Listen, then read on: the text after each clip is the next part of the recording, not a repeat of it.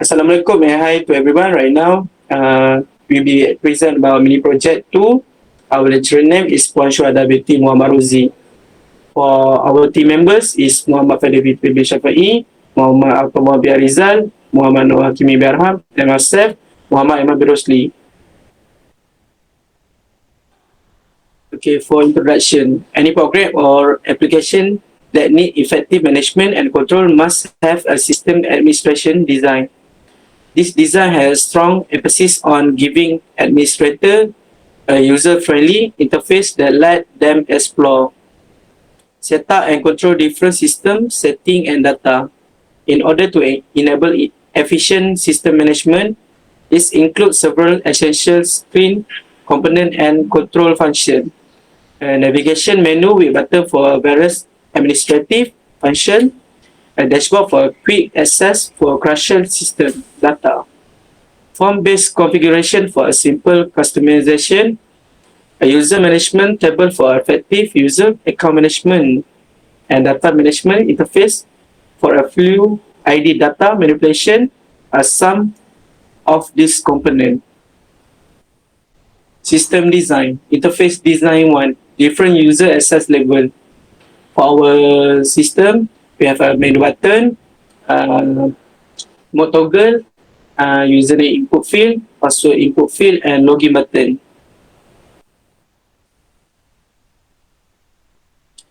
Minimum.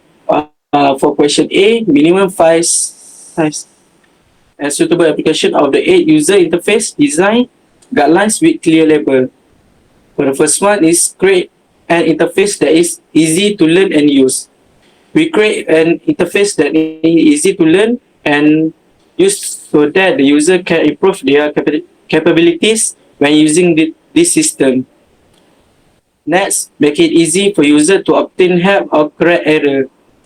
We also make it easy for user to obtain help or correct errors that occur when they are using this system. Provide feedback to user. We are also providing feedback that the user needed so that it can fulfill their need. Number 4, create an attractive layout and design. We also create an attractive layout and design to make the user having fun when they use this system. We also hope that they enjoy when using this system. And lastly, use a familiar term and image. We use a familiar term and image so that the user does not get confused. These are all because we do not want the user to feel any hardship when using our system.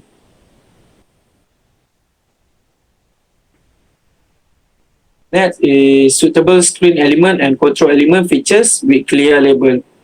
For the first one is menu bar, text box, and toggle button. That's all from me. I will pass my slide to NOORHAKIMI.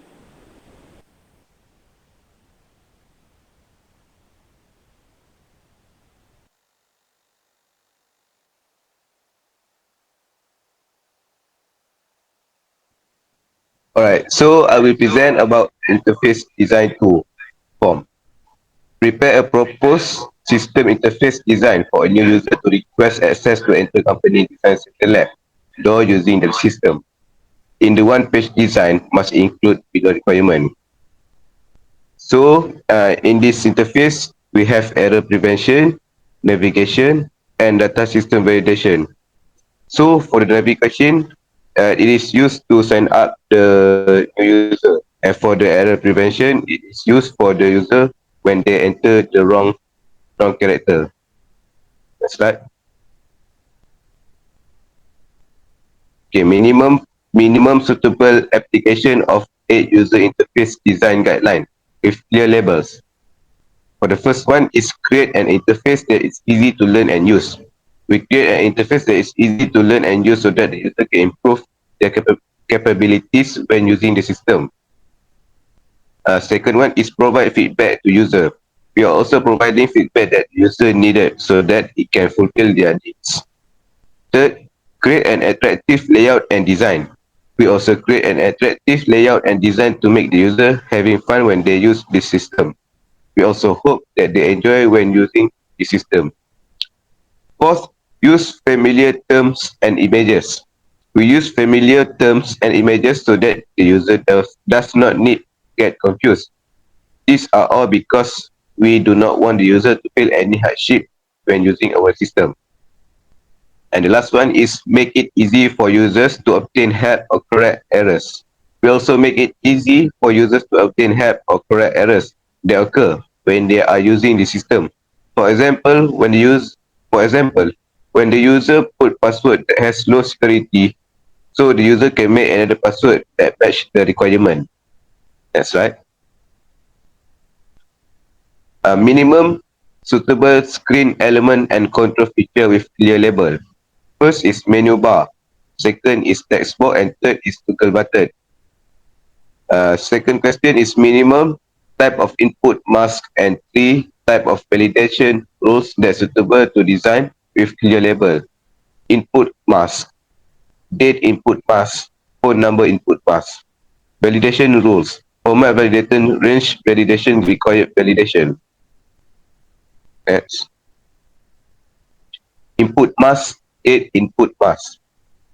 For the date input mask, it is made to make sure dates are entered in a particular format. Let us have a look at a design where date, month, year is the preferred date format.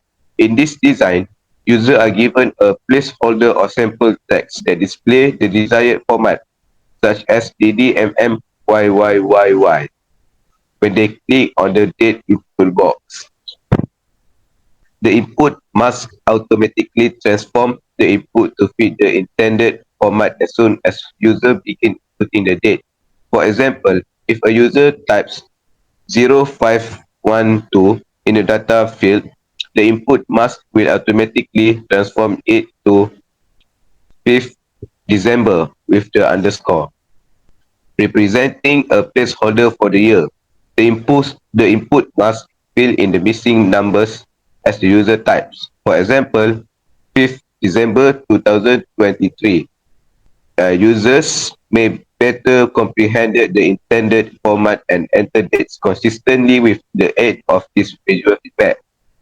Phone number input mask. Phone number input mask. The number input mask is used in this design to construct users on how to enter phone number in a certain format. As an example, let's look at a design where the preferred phone number format is XXXXXXXXXX. The desired format is displayed as a placeholder or sample text when users click the phone number input box. The input mask automatically format the input as soon as the user begin entering the phone number in the appropriate format in the phone number field. For instance, the input mask will change the user's input of 1, 2, 3, 4, 5, 6, 7, 8, 9, 0 to 1, 2, 3 in the column 456-7890, depending on the predetermined format. That's right.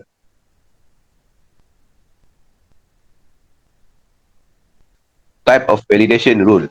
Format validation. To make sure that the entered data adhere to a certain pattern of format, validation is used.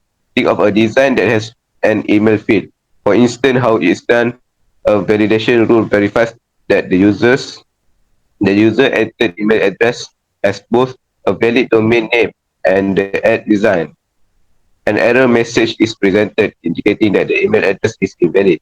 If the provided email address does not adhere to the desired format, the integrity of the entered data is ensured by this validation rule, which also assists users in entering data correctly. Range validation. Range validation is used to check that entered values fall inside a certain range in numeric field. Let us take a look at design with a quantity field as an example. This field should be capable of accepting values between 1 and 10. Users are alerted by an error message that the value they entered is outside of the boundaries when the range validation rule detects a value outside of its range. So for the required field validation, this design applies the required field validation rule to any field that must be filled out for the users to continue. The system shows an error message noting that the obligatory fields are required when users attempt to submit a form without filling them out.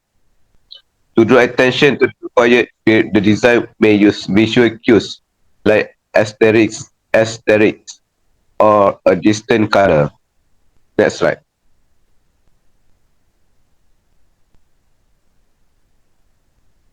Interface design 3. Report. One-page summary report design and explanation of the report purpose. The exception reports is to present the summary of the access log information for any period time that we needed. It will display employee ID, employee name, and date are included in the report. One-page exception report design and explanation of report purpose. This report gives administrator and security personnel a summary of the access log and allowing them to find any abnormalities that occur. The system can help to maintain a safe environment, which we can see in the system. Next slide. So I will pass this slide to Muhammad FITRI. Thank you. So I will continue with based on your functional decomposition diagram FDD that you have developed in mini project. First, unit testing. Testing is the term used to describe testing a single program. The purpose is to find and fix execution issues, such as when a user enters incorrect info when logging in. Test data must include both right and incorrect information, and it must test every potential scenarios that may happen. For instance, to increase the security of user data, the user should offer some distinctive numeric range, alphabet range, and symbol for the username and password field. Before they are included into the system, programmers must test individual program. Stub testing is the method that is required for this. In stub testing, the programmer replicates each program result and output a message to show if the user successfully logged into the system or not. Each sub represent an entrance or exit system that will eventually be connected to another program file. Integration testing. Integration testing is the process of testing two or more interdependent programs. Consider, for instance, of a set of identifying credentials that need program authentication for users to log into the system using their mobile phone ID and username and password. Before logging into the program, user data is input to the system. Independently, testing the programs does not ensure that the data transmitted between them is accurate. The only way to verify that this pair of programs integrate properly is to do integration testing on them. If the data is entered correctly, the user will successfully log in. However, if the user enters data that is incorrect, the system will indicate that the user failed to successfully log in. The data that systems analysts use for integration testing is often developed by them. As with other testing types, integration test data must consider both programs. Next slide. Develop a step-by-step using user training manual with explanation for a system administrator to access the system according to below flow. First, log in to the system. Open a web browser and enter the system URL. Second, you will be redirected to the login page. Third, enter your username and password provided by the system administrator. Fourth, click on the login button to proceed. And the last one, the system will validate your credentials and redirect you to the administrator dashboard. Next slide. Approve New user request for data center room access. First, on the administrator dashboard, locate the data center room access section. Second, click on the data center room access link to view pending request. Review the detail of the user request, including the user's name, employee ID, access duration, and date. Fourth, if the request is legitimate, click on the accept button. Fifth, if want to reject, click on the X button. Sixth, the system will update the user's access status, granting them access to the data center room. Next slide, I will pass to Muhammad Ataullah. Okay, I will to continue. Third step, delete a user from the data center room access list. On the administrator dashboard, navigate to the user management section. Second, search username or employer ID that you want delete. Third, click on the delete button or checkbox next to the username. 4. Confirm the deletion when prompted by the system. 5. The system will remove the user from the data center room access list. Next slide. Edit user access permission. First, on the administrator dashboard, go to the user management section. 2. Select the user access permission option. Third, locate the user for one you want to edit access permission. 4. Click on the on button to accept permission. And 5. Make the necessary change to the edit user, accept user, remove user, and all setting. The change will be auto save. Next, search a user to check all room access they have. First, on the administrator dashboard, access the user management section. Second, select the search user access room option. Third, locate the search or filter box provided on the page. 4. Enter the username, employee ID or code to search for them. 5. The system will display that user detail including their access duration, code and room access. And last, 6. Review the information to check all the room access the user has. Next slide. Report of all users who access data center room from January 1, 2030 until April 1, 2030. First, click on the report all of user or similar button. Second, set the report parameter to specify the date range from January 1, 2030 to May 1, 2030. Select the data center room access as the report type of filter. 4. Initiate the report generation by clicking on the generate or run button. 5. The system will compile the report containing a list of all users who access the data center room during the specified period. View or download the report as per the system interface and instruction. Next. And the last, log out from the system. First, click the menu bar button. 2. Click on account and log out. 3. The system will log you out and redirect you to login page. And last, 4. Close the web browser or navigate away from the system URL to ensure a complete logout. Next slide. Conclusion. The access control system has been designed to ensure security and restrict unauthorized access to sensitive area or resource within an organization. The implementation of the system has been carefully executed considering factors such as scalability, reliability, and ease of use. Robust hardware and software infrastructure has been employed to handle the access control operation effectively.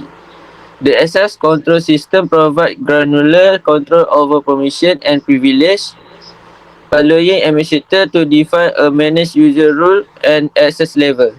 This ensures that individuals are granted access only to the area or resource necessary for their role, minimizing security risk and data breach.